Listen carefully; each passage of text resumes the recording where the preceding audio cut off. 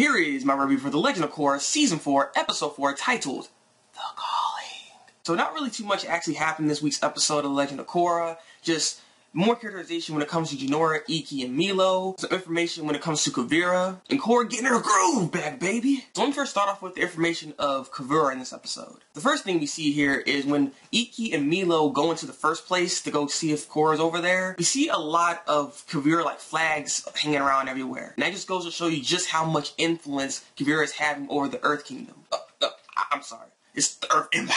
The other thing we get in this episode is when Ikki was actually captured by some of Kuvira's men kind of like start spouting on what Kuvira's actually doing. And what she's doing is pretty much getting ready to take over Zaofu. This girl does not waste any time. Kuvira be like, I'm taking over Zaofu. My preparations are complete for taking over Zaofu. Zaofu is now mine.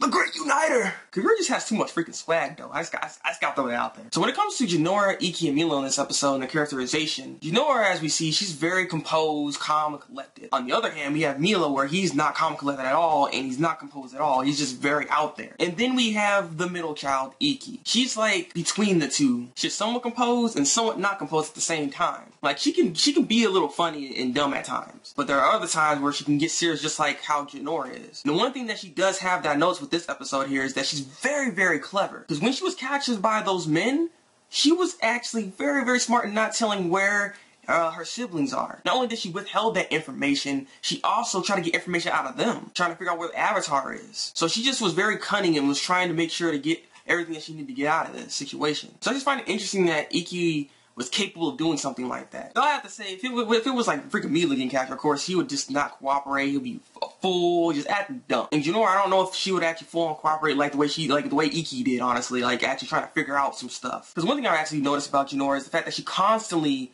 relies on her spiritual powers. Because one thing we see in this episode is that when they went to Fog Swamp after the lead that they got from Ikki, Jinora and Milo are like, nah, she ain't here.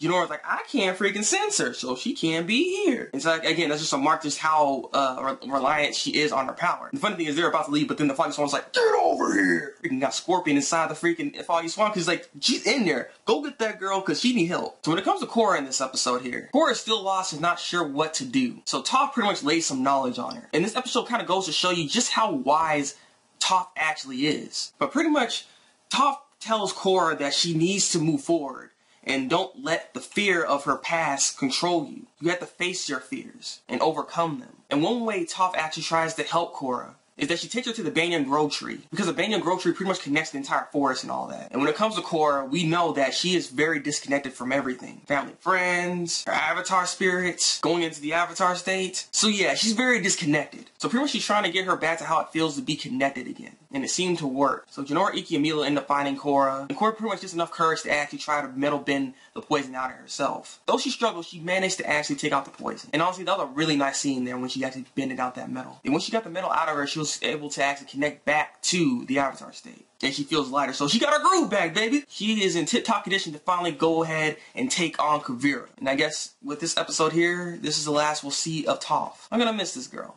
So overall, this was a pretty good episode. I did enjoy it. I'm looking forward to seeing next week's episode, because I'm pretty sure we're going to go back to Kuvira. So we're probably going to see Kuvira take over Zaofu in the next episode. And we're probably going to see Vark and what he's been up to with that spirit trunk that he's been messing with. What exactly is he creating? So yeah, I'm done. Leave a comment below and tell me what you think of this week's episode of Legend of Korra. Like this review, and subscribe to my channel if you want to see some more The Legend of Korra reviews from me. So you guys, been the Thabreakmaster, and until then, people, break out.